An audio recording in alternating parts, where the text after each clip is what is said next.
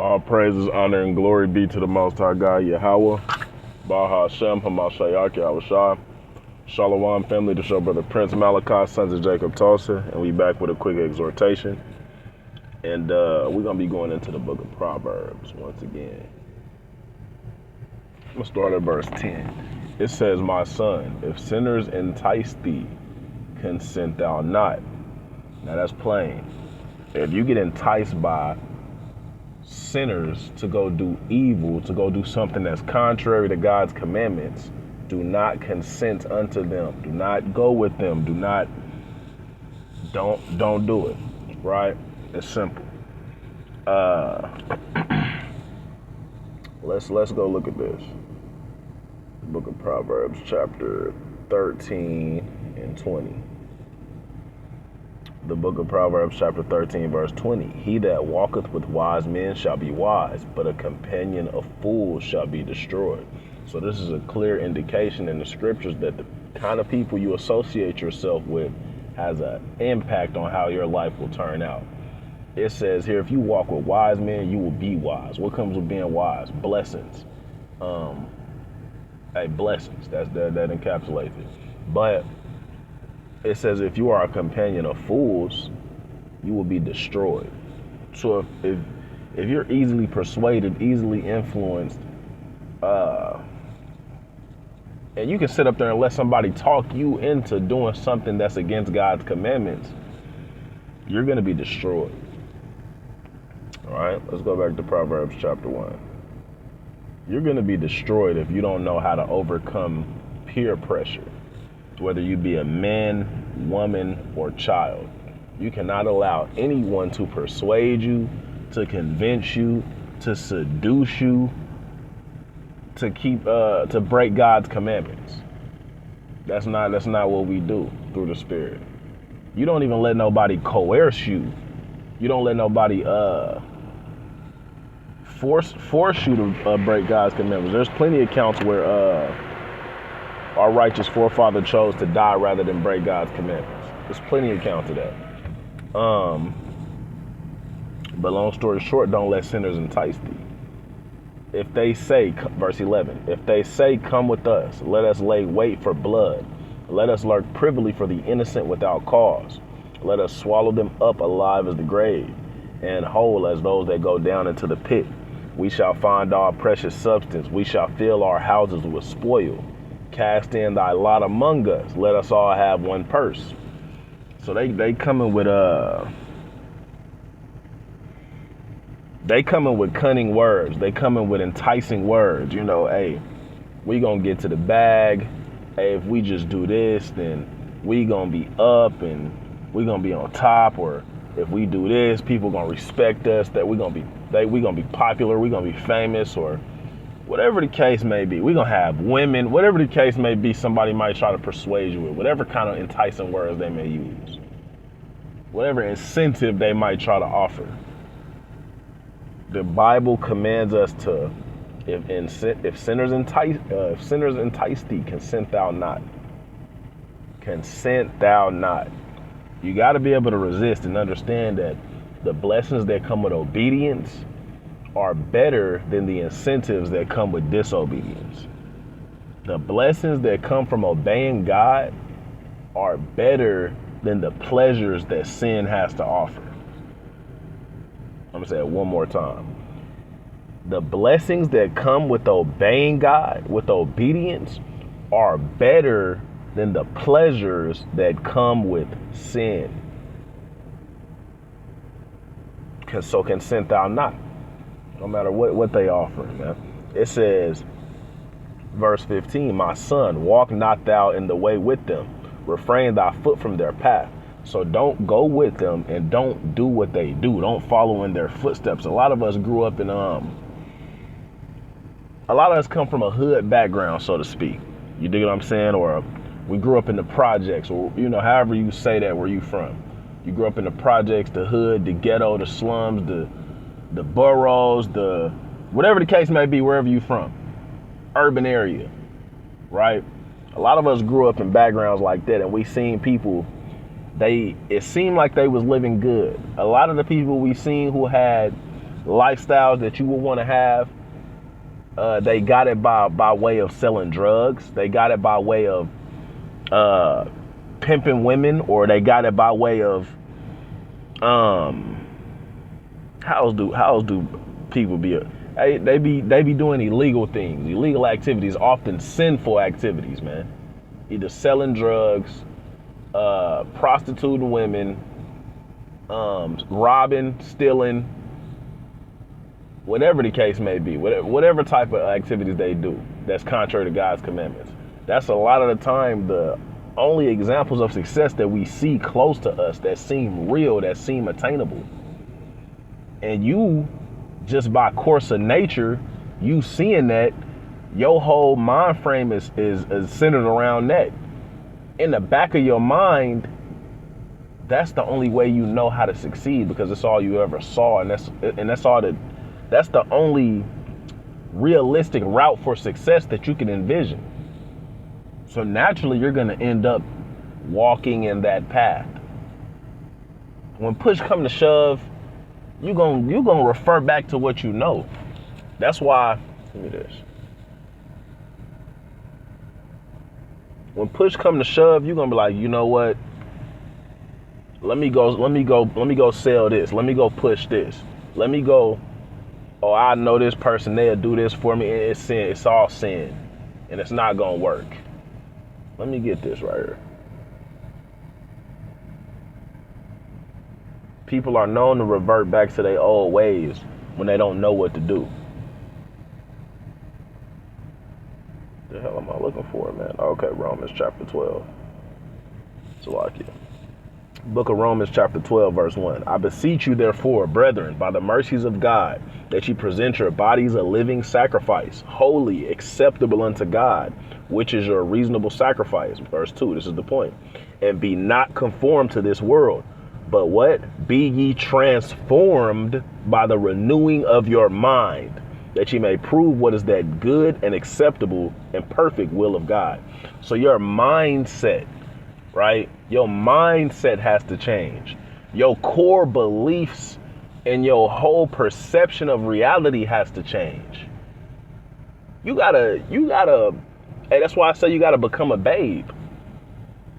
You gotta forget all of the things you learned in the world. Selling dope is not the only way to be successful, man. I know that's what's been engraved into your brain. Being a robber is not the only way to be successful. Pimping women is not the only way to be successful. Being a prostitute is not the only avenue to make money, even though they pushing the OnlyFans so hard as if it's successful.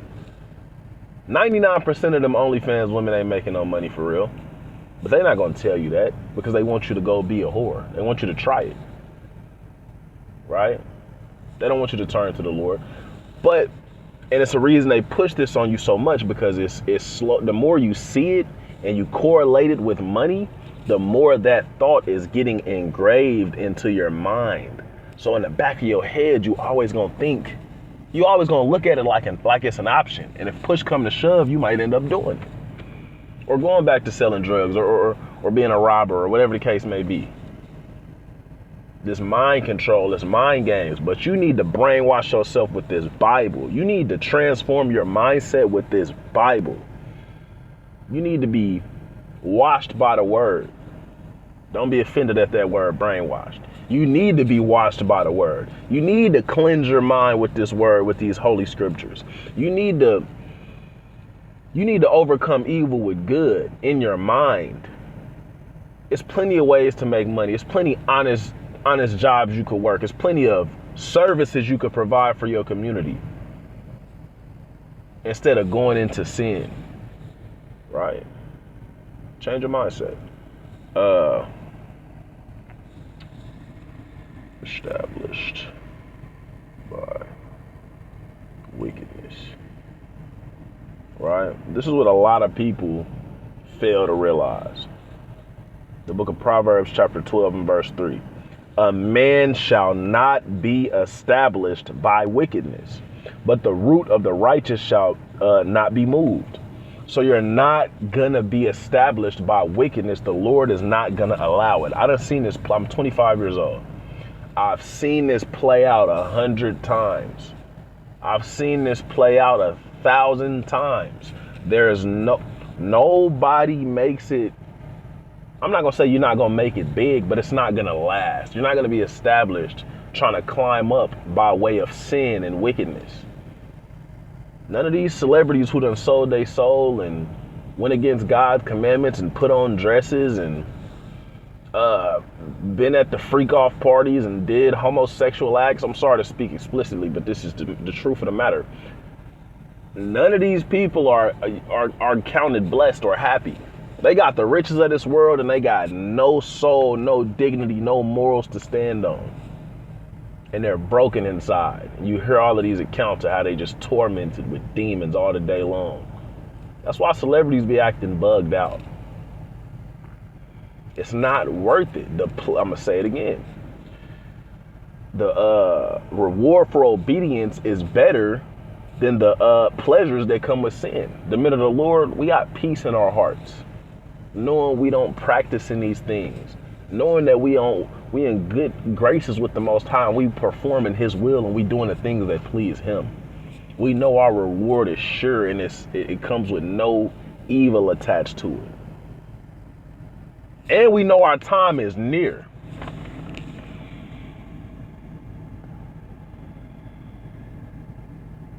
Right? So don't be tempted to walk in the ways of sinners. Don't be tempted to go back to your old ways. Don't be tempted. Hey, be renewed in your thoughts. Get a new mindset. Get a new outlook on life, man. A lot of people still got that same old paradigm that they came in the truth with. The Lord, hey, allow your understanding to be opened up and see the world from a biblical point of view, man. You should be in these scriptures really, digesting these words and internalizing these words, and they should be becoming a part of you. They should be literally shaping your mind. That's why when a brother comes into the truth, he talk different, he walk different, he think different. He comes up with different ideas. There's different speech on his lips. He thinking spiritual things. We say this all the time, like when we just shooting the breeze, the brothers and whatnot in the camp. When we just shooting the breeze, or what we could just be talking about nothing. It's always still centered around the Bible. We can't shake it. It's a part of our mind now. It's who we are now. That's the kind of spirit you should be walking in. You should have a whole paradigm shift. You should be walking in the spirit, man. Sinners, the thought of going back into sin and the thought of letting somebody entice you to go against the Most High should be despicable to you. It should almost make you angry, because you should hate evil. It should almost, like, the thought, when I think of me allowing someone else to entice me to sin against God, it damn near makes me angry. Excuse my language. You're supposed to hate evil, man. But it's like you for being long-winded. But I gotta say it, man. Look at Proverbs. Come on now. Verse 15. My son, walk not thou in the way with them, and refrain thy foot from their path. Why? For their feet run to evil and make haste to shed blood. Surely in vain the net is spread in the sight of any bird, and they lay wait for their own blood. They lurk privily for their own lives. It says, in vain is the net spread for any bird. Now, it's referring to trapping or hunting. If you're not familiar, with trapping, you get a net and you set a trap. I mean, you cast the net, and then like a bird will fly on it, and the net snag the bird up, or whatever animal you're trying to catch. It's called trapping. It's like a form of hunting. Now, if you out trapping or you out hunting, the idea is to catch a bird or whatever prey you're trying to catch so you can eat. It's not a vain thing. It's profitable. You're achieving your goal. But when you're walking in sin, when you're trying to be established by wickedness, when you're going about getting it by wicked means, it's vain. It's going to be unprofitable. The Lord is not going to bless you with increase because a man is not going to be established by wickedness, right? It says, and they lay wait for their own blood. Why? Because their works are sinful, and the wages of sin is death. Their actions are going to lead them to the grave. They're not. You might even see people prospering, living a life of sin. It might look like they having things their way. It's going to be short-lived. I don't care if it lasts 60 years. The Lord is just, and he set up the earth in a certain way. Let me get this.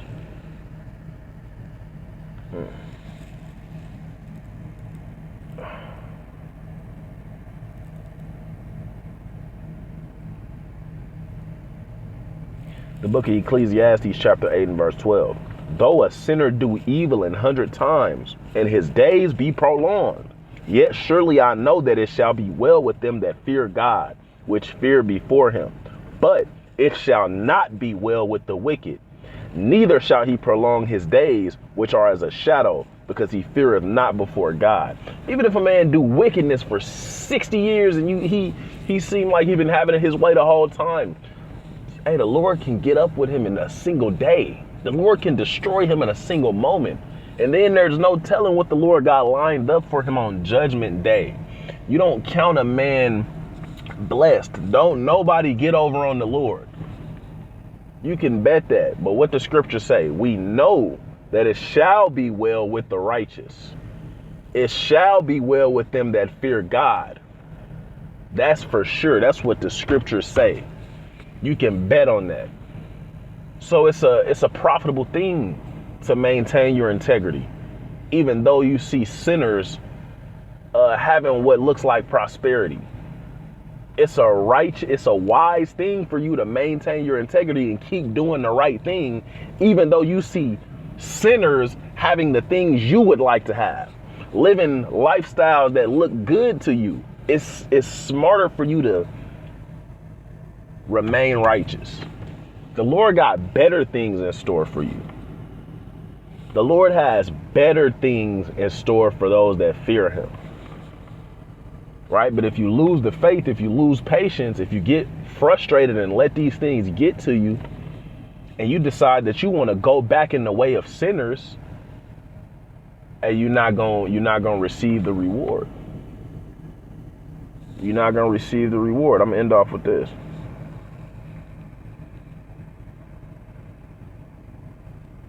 This is the book of 1 Corinthians chapter 15 and verse 58.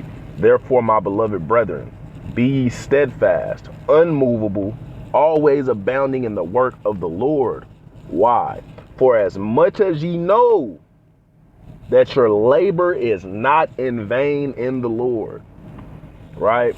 Our labor is not in vain in the Lord, man. So I exhort you to keep going in this thing. Remain righteous. Don't be tempted by what you see evildoers doing or what looks like success. Ain't nobody on this earth successful except for the men, women, and children that fear the Most High God. That's what success looks like, right? And it's going to be made manifest in the time to come. Just keep being patient, keep watching. Like our Lord Yahushua taught, in your patience possess your soul. Just be patient. Watch how the tables turn. But with that, I'm going to give all praises, honor, and glory to the Most High God, Yahweh, Bahashem, Hamashiach, Yahushua, Shalom.